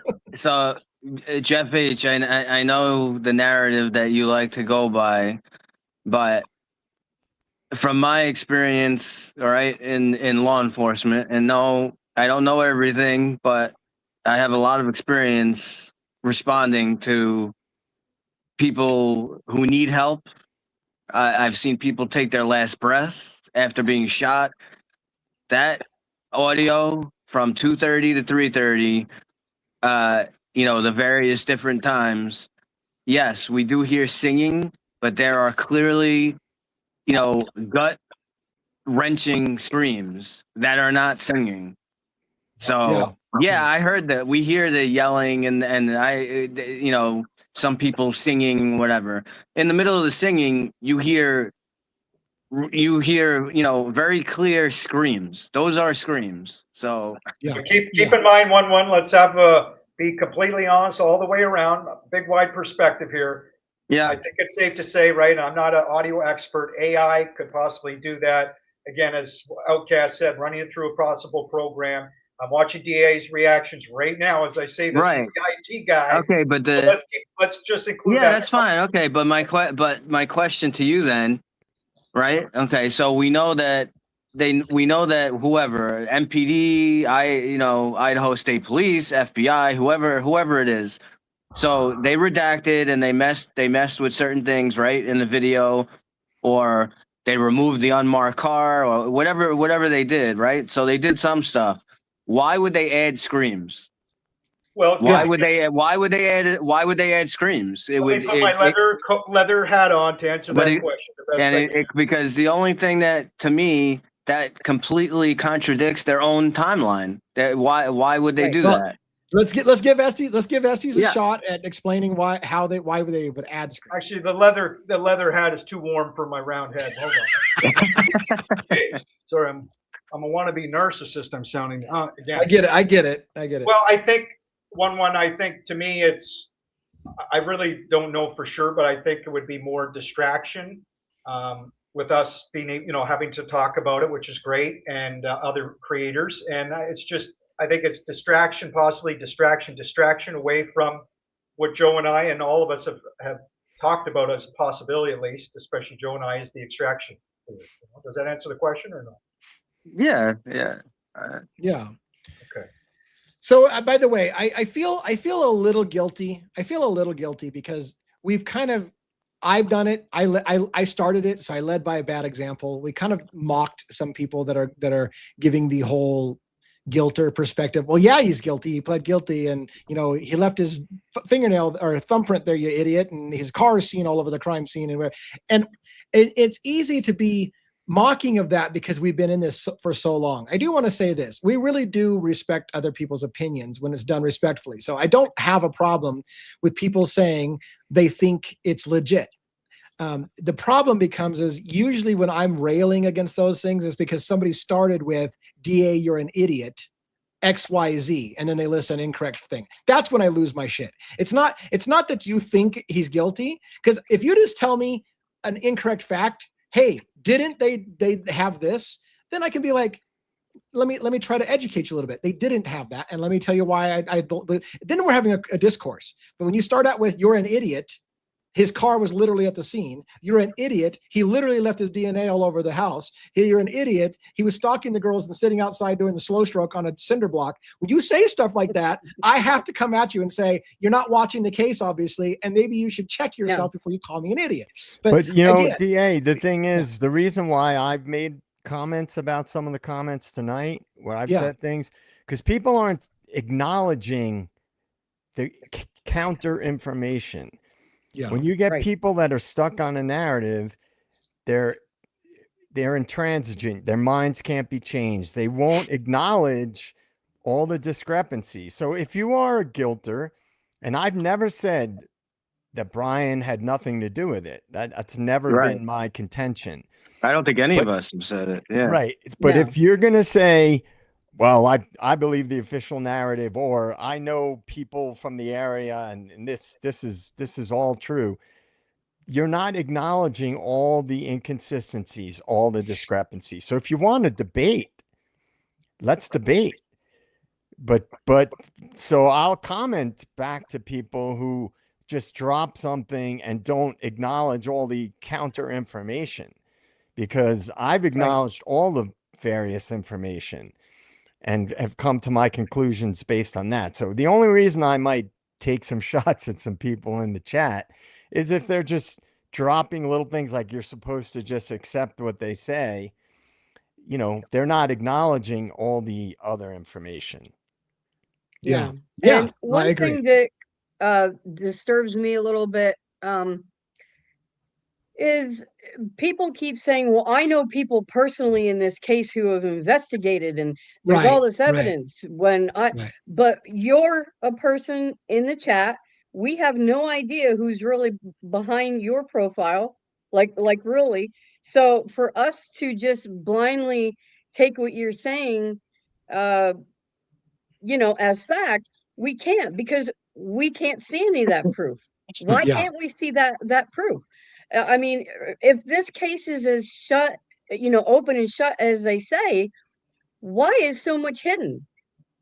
You know, I mean, if it's really a simple case, you ought to be able to come out with this report that distinctly says this, and not have a prosecutor on national television, international television, really, saying, we can't put Brian at the house. He has no connection to these people that were killed. We, you know, there's nothing that places him on social media in connection with them. So this is where the credibility is called into question. And this is why we're after the truth, whatever that truth may be. But to be so close-minded, or say that just because of your profession or someone else's profession that, you know, it's solved, well, no, because it's not. And you talked about confirmation bias earlier. So I reluctantly, I didn't want to watch it, but I did watch it. So our great husband and wife duo from Celebrate, they did an interview, and you know, you listen to them talk about the cell phone info that they analyzed from BK, and they're commenting on certain things that they really have no authority to comment. They're supposed to just, you know, they do whatever they do to get, you know, certain info. Oh, he went to this website, or he did this on his phone or that on his phone. I think a few weeks ago, I believe, I think, Lee, you put up an article. It was from someone else. And it's very interesting to me that this husband and wife FBI duo, what are the names? Brian Bart or something or whatever. The Celebrate couple? Yeah. Something like that. Something would be that what they say, you know, is gold, and it's, you know, God's will, that, you know, they know everything. But Cy Ray, who has never testified in his whole entire career, who basically, you know, like he is the expert on like cell phone data and timing advance records and this kind of thing. He's considered a conspiracy theorist, and what he says is, you know, we still don't know. He's still under a gag order. Why is what he said is under a gag order? What's the big deal? Show us.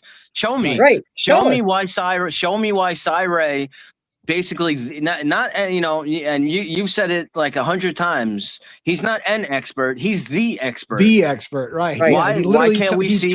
Why can't we see? Why can't we see what his I can what answer he that. had to say? I can tell you why. Because all right, Estes, go.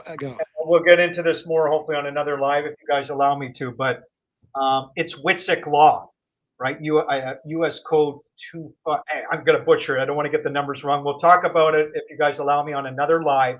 It's Witzik law. Most lawyers, I'm guessing they may not even know it because you don't hear it talked about. And it allows them to do exactly what you just described, 1-1. A person like Cy Ray, they could shut him up. They could seal it up to us. That makes no sense, right?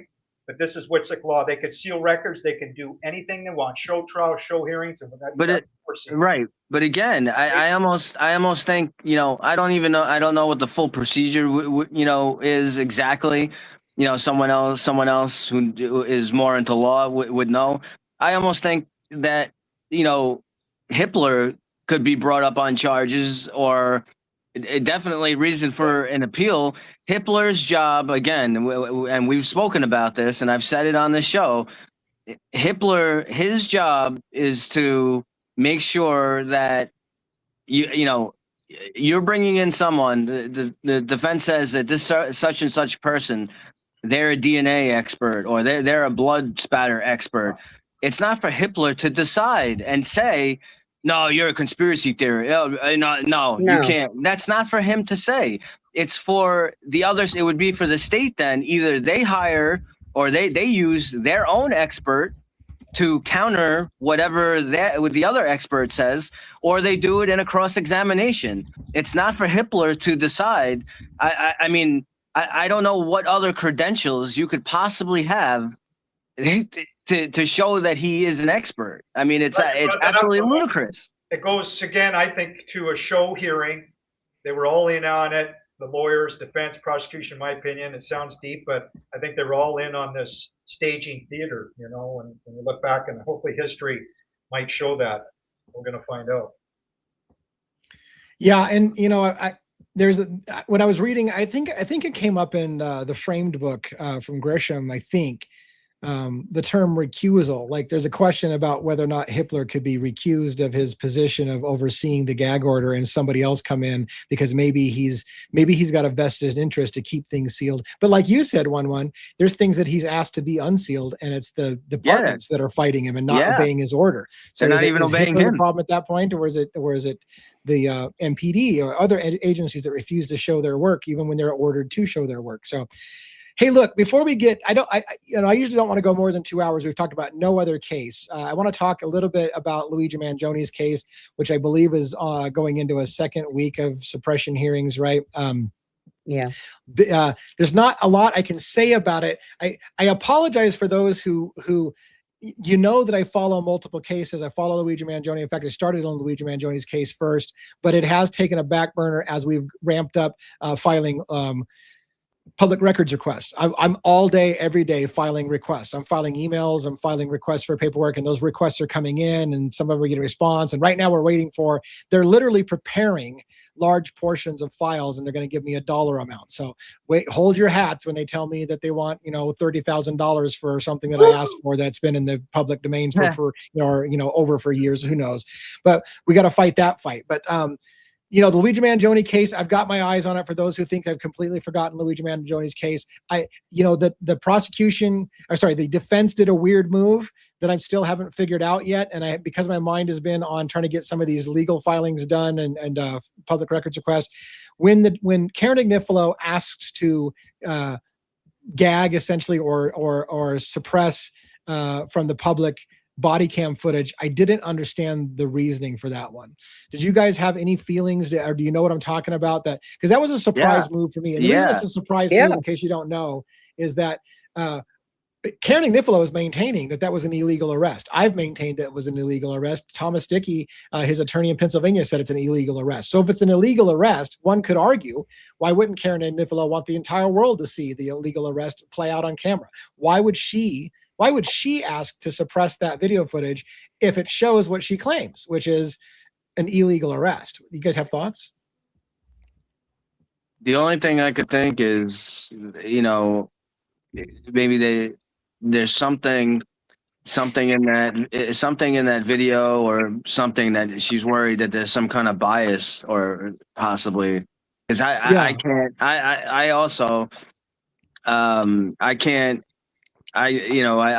would love to, I'd love to know exactly the reason for that too, because you have clear video that will show that the police violated his rights, and basically what they did is that they violated a Terry stop. So we're going to go into a little more detail on exactly what a Terry stop is and whatnot on Sunday. Robin and I are going to cover it. So for those of you who are interested, and those of you who are interested in the Luigi case, you might want to hop into that show, because we're going to go a little bit more into a deep dive on that. So I want to say, I'm hesitant to say this, but I wanted to give you my early thoughts, because again, I haven't had time to deep dive on it. And so I'm almost afraid to do live early thoughts. But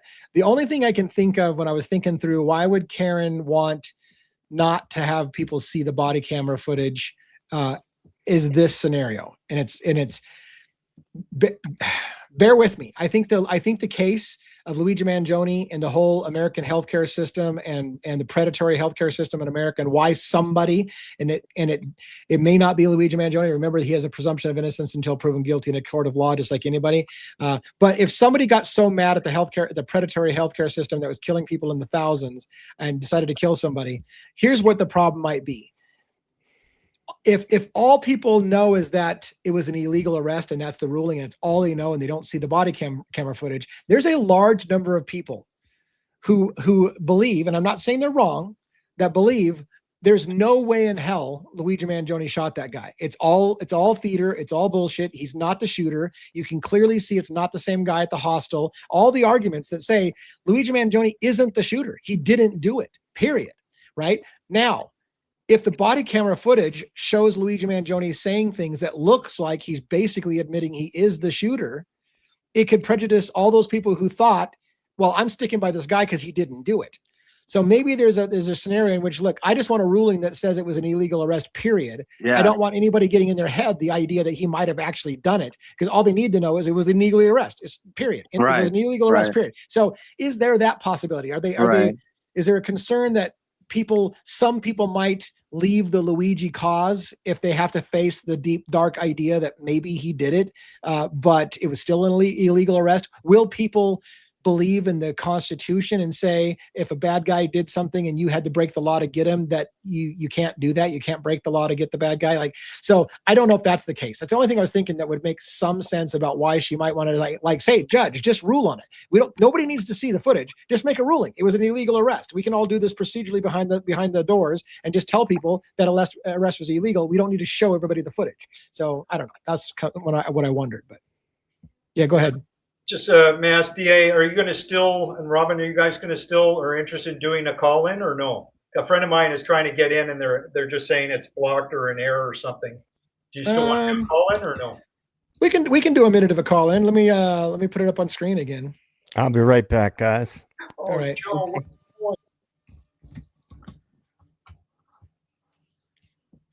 so there's a link there if your guest wants to grab it to try to get backstage. I will caveat this before they even take the mic. I don't like to go longer than 2 hours. It's kind of like I need a break as well, and I got a bunch of irons in the fire, so we will only have about a half hour left. And I do want to cover. So we talked a little bit about Luigi Mangione, and again, I am watching it. I haven't given up on the case. I will be breaking stuff down. I think it's very still possible that Ali Benevento, criminal defense attorney from South Carolina, will come on the show when the suppression hearings are done for her and I to do a deep dive together and talk about our thoughts from a legal perspective. And again, I'm not a lawyer, but she talks to me like I'm a lawyer's friend, so we have good conversations, and I think you'll enjoy that conversation. If she did say that she wanted to do it, it's just that she's literally on court TV all the time, and the suppression hearings aren't done. So when the suppression hearings are done, we may get her on for a discussion on that for you guys to hear what a criminal defense attorney thinks about it. And I can tell you this: she already agreed it was an illegal arrest. And I don't know if anything's changed her mind. We all have the ability to change our mind. She may have changed her mind after some things that she's seen in the suppression hearings, but that's what we want to talk about. But she also originally was like, yeah, that's an illegal arrest all day long, every day, and twice on Sunday. I think you and Robin would be great lawyers, personally. we're working on it. Yeah. Say that with sincerity and reverence. All right. Hey, Twiz in the house. Welcome to Twiz Stick in the house. Good to see Twiz. you. All right. So your friend still hasn't come up. There she is. Oh, there she is. All right. Give me a thumbs up if you're ready to come right up on stage. You ready to go? Whoa. Yes. All right. You're already on stage. Good thing you were ready. Isn't that damn funny that I'm already on stage? It is like, it's so weird because like it's a good thing you weren't doing something unsavory because you went straight to camera. Like I tell people I'll bring you up when it's time, and you just went straight to camera. All right. What do you got for us tonight? I'm special, Lee. just cut right past it. Don't pass go. Just go right to the stage. I'm very damn special because I'm very close to Jason, so I'm special. What's on your mind tonight? Well, I've just been watching you guys, and you guys talking about the Idaho 4, and in my opinion, the video was redacted, the audio was redacted. There's no blood. There's no evidence. These kids are alive. Everybody knows this, and I'm going to keep saying it. Well, I'll go with you part way. I wouldn't say everybody knows it because obviously there's a fair half of this panel that doesn't think that they're alive still. But I like entertaining the idea because, and that's one of the things that I like that Jason Estes brings to the show is that it's an area that I wouldn't press down, but I do believe in giving people as long as they can. Here's the key. You have to be able to articulate yourself, which is what Estes can do, right? If you just come at me with, and I'm not saying you can, I'm not saying that you don't articulate. I'm not saying that. What I'm saying is I love when people can articulate the argument, and he does it well, which is why we have him on the show to kind of present the argument. Like, hey, look, here's all the reasons why it could be legal for them to do it. Here's the reason why they might do it. Because a lot of people miss that part. They just say something and they don't give you the why. I always say, what's the why? Why would they do that? So if we get the why, it makes it a lot better and more compelling. But so you don't think it happened? You think it was? I don't think it happened because when I've listened to some of those audios. Now, here's a theory and a thought. You hear all these people screaming. You hear all of this noise. And somebody was asking in the chat, why? You hear all this screaming. Has anybody ever thought that all this screaming could have been set up to get all these kids out? I thought about that actually a little bit. Yeah, it's brilliant. Well, the only thing that I push back on with my own belief in the potential extraction is, let's try to think about this, and I put it out there. I'll play devil's advocate. When were they extracted? Because there would have to be, you'd have to see the vehicle coming and going that took them out of there, and assuming they didn't need to pack everything they owned to be extracted, that could be done later. But that's one of the reasons why I mentioned I'd like to see the video of them arriving home that night, which we haven't seen yet. Probably one of the most important things you could see is confirming what time the girls, Kaylee and Maddie got back to the house, and we haven't seen that video. So, you bring up a great point because I thought the video had been obtained, but I haven't watched it yet, for just before I mean, between 1 and 2, right? So didn't Eric Gower say he dropped off the girls at 2 o'clock in the morning? He even talks about making a 3-point turn in the driveway of 1122 King. The problem with that is, as I've said over and over again, you cannot get into that house by car without going past that camera that faces that intersection. You can't. So do we have Eric Gower's car bringing the girls to drop them off? Now, there's other people who say Kaylee and Maddie were dropped off and walked on foot, and Bertie showed some footage that looked like you see, maybe it looks like Kaylee and Maddie, and it looks like a drunk, Maddie staggering around on camera. So did they get dropped off somewhere else? But if that's the case, then we've got a problem again with the official narrative, which is Eric Gower said he dropped them off at the house and did a 3-point turn out of the driveway. Right. So he doesn't say he dropped them off down the street and they walked to the house. So, and where I'm going with the walk to the house part, let me make sure you understand. If they got dropped off and they walked to the house, they wouldn't necessarily be on the 1112 King Road camera, because you can literally cut through apartments and walk up to the house without ever going on a camera there. So if they did get it dropped off by car, as the official story has, then we should see Gower dropping the girls off. Have we seen it? What time was the big minivan driving around, guys? Do you remember? We've talked about the minivan briefly before weeks ago on a live, I think. Around the neighborhood, right near the house, I think. But that wasn't on a camera, I don't think. That was somebody had mentioned they saw a minivan, and it was like during the day. Jack D. That's Jack D. Jack D said his interview just came out like a day or two ago. He said that he saw a van. Right. Oh, here we go. The only reason I mention that is because that's important. Like, those two things are really important. Let's see the video of them going home, coming home. Also, anybody else who got dropped off at home. We'll never see at that house should be on a camera if they arrive by a car. Remember when Jules paid for it, when Jules paid for the information they gave her, she claimed, they didn't give me all the files that I've asked for. They're missing hours of time. Now, I don't know if this is true, but this person's saying Jules is still waiting for the 12:50 to 2:25. Why is that not a critical time? That's the critical time. That should show when the kids are coming home from various places partying if they went by car. Now, they could have maybe walked again to the house and been off camera. But again, it's funny.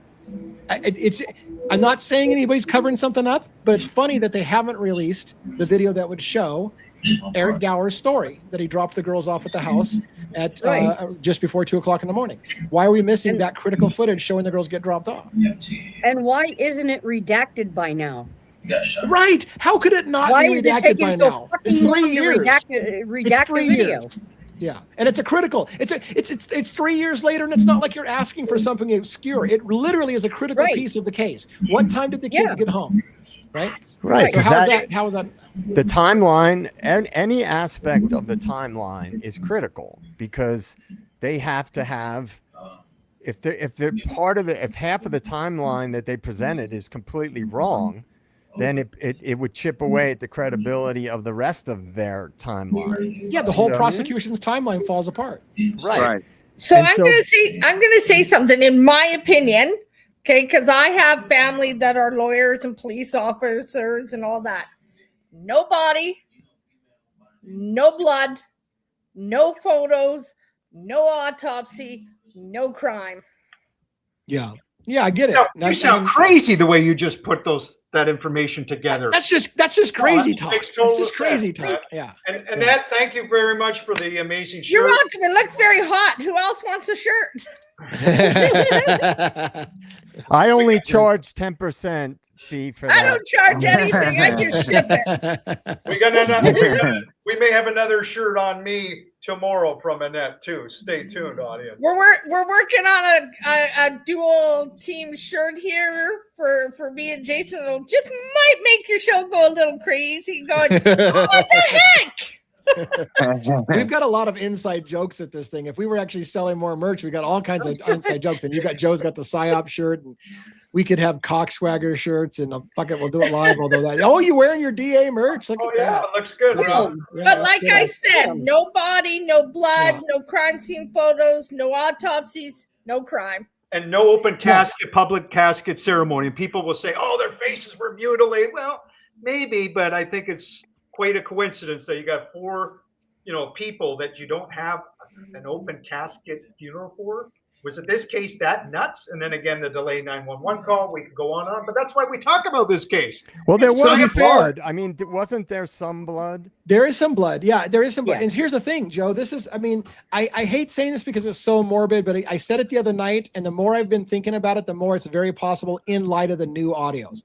So for me, let me just lay this out.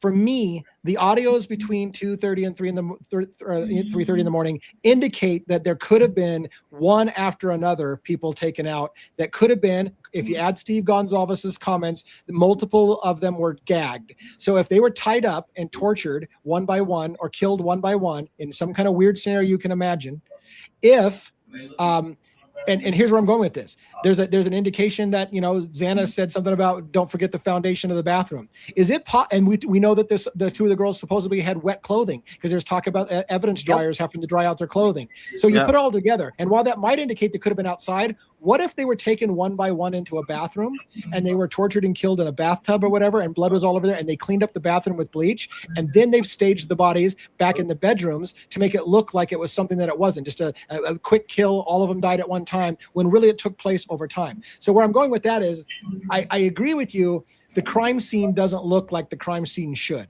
There should be blood everywhere. So either you're right, and the reason being there's not blood everywhere is because no crime happened. It's all theater and bullshit, and it didn't happen. Or another explanation could be, and the one that I thought when I first heard it, I said, no, I'm not buying the idea that they were killed somewhere else and brought to the crime scene. But I didn't factor in, could they have been killed in a different room of the house and then staged in the bedrooms to make it look like it was something that it wasn't, which was perhaps a long torture process over an hour, and then they were staged to make it look like it was an 8-minute kill. So I don't know. I don't know.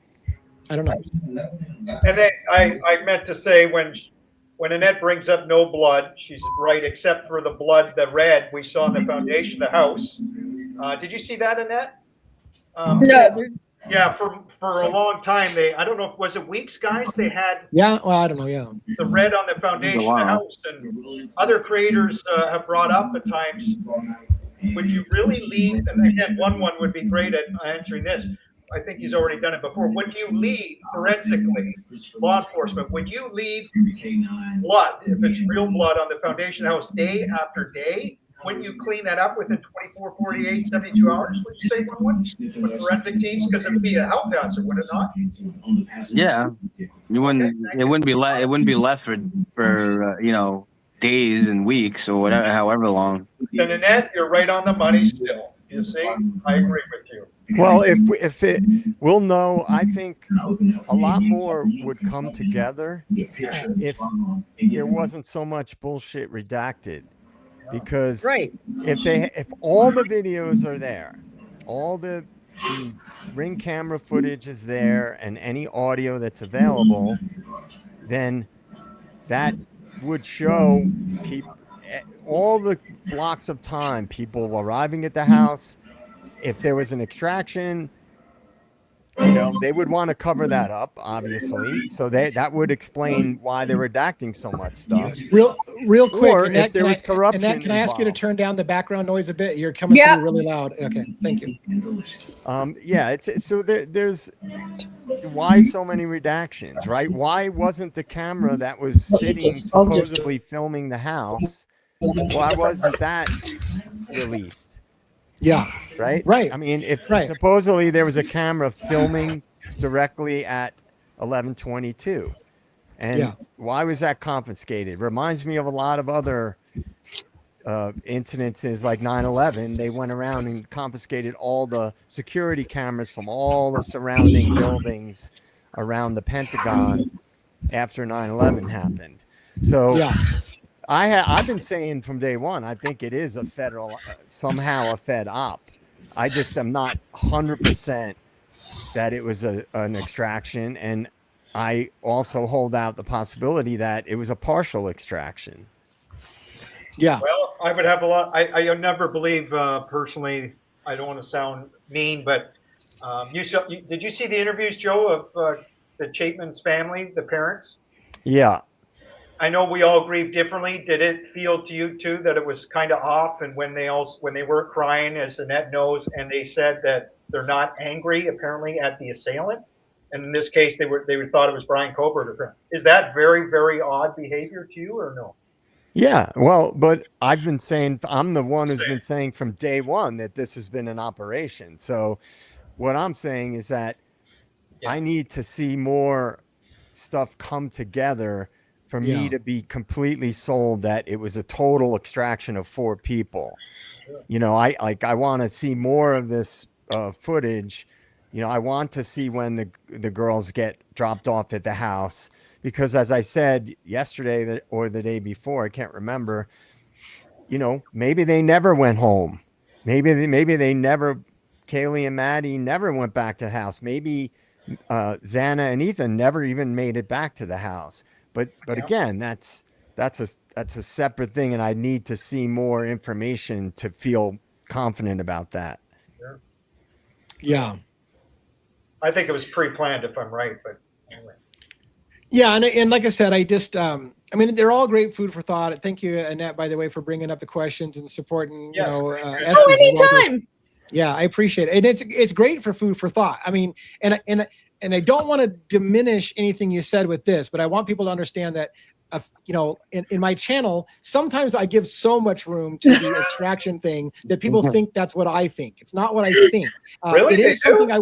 Well, everybody has their own opinions, right, Lee? Yeah, and like I will entertain it. I will entertain it, because I think you have to be intellectually honest. You need to entertain all possibilities. Well, not all. Some of them I think are way too out there even for me to consider. But the point being is that anything that has some teeth to it, and this does have some teeth to it, you have to be intellectually honest to accept it. But I just want those who aren't super familiar with my channel to understand that while sometimes we talk for a long time about the idea that it didn't happen, it's not officially my gut reaction, but I certainly appreciate my panelists coming on and talking about all the reasons why it might be something different than what I think it is. And we talked about it's not like to the audience out there, you amazing audience out there, it's not like we didn't talk about the screams that DA so expertly covered, and with Robin and the rest of you. Right. So you guys are giving me room to kind of make my argument why it might be what it is, and I'm letting you have your room to say why it might not be what I think it is, and that's why we have a cool show. Well, one of the reasons. There's many reasons why we have a cool show, but that's one of the reasons we have a cool show. Okay. Any last minute questions, comments from anyone on here? You can stay on, Annette, if you want, while we're closing, since you're here. And I would like to say, Lee, me and you should get into the Rex thing. Oh, the Rex Heuermann case. Some Rex stuff that Jason sent me, and I was like, oh my God, I can't wait to talk to Lee about that. Oh my gosh. And by the way, on the Rex Heuermann case, Long Island serial killer, for those who don't know, the Rex Heuermann case, I hear Othram Labs is going to get involved in the DNA testing in the Rex Heuermann case. Unreal. Yeah. And by the way, I've heard Othram Labs is going to try to get into the John Benet Ramsey case and fix that cold case. So here we go with Othram Labs. I'm cynical. I believe Othram will not fix solve the Jean Benet, but that's just my opinion from the get-go. We'll see what happens. But yeah, so yeah, I can't wait, Annette, for you to kind of tell me what your thoughts are on the Long Island serial killer case. I don't know how long you've been following it, but I have a lot of focus on Shannon Gilbert's disappearance in 2010 that started that whole look into the killers. As you probably know, I've had John Ray, an attorney that supports the family for the search for the justice in the Shannon Gilbert case, and he's been on the show a couple of times, and so it's a special guest for us, and we're kind of intimately involved in the seeking of what happened to Shannon, as well as making sure that the serial killer or serial killers, if the case may be, or whatever the case may be, I'm also particularly interested in the police corruption in that case. A lot of police corruption, a lot of corruption all the way up to the DA's office, a lot of things. That case has a million moving pieces. So I'm excited to get more people on board, and I'm looking forward to hearing your thoughts later on that. Well, all right, panelists. I'm going to say bye to everybody. Yeah. Thank you so much for coming on. Call me later, Jason, before you go to bed. Okay. Bye. All right. For the panelists, have a great evening on Friday night. Drink responsibly if that's your thing. Don't go out there and do anything stupid. And I know it's Friday night. A lot of people like to go to the bars, so drink responsibly. Get a driver. All those good things. I don't know why I just decided to turn into a PSA at the last second, but just remember, it's party weekend. People like to party. Be safe out there. Panelists, do you guys have anything to say on the way out? All right. Some of us have work to do.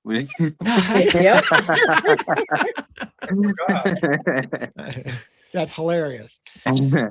All right, everybody. Thank you. Until next time. Tomorrow night, I should be on the panel, and Sunday night, my team will be without me. When the cat is away, the mice will play. I have no idea what they're going to do. They're probably going to run complete rough shot all over my channel. It's all good. I can't wait to see the replay and go, what the fuck did you guys do?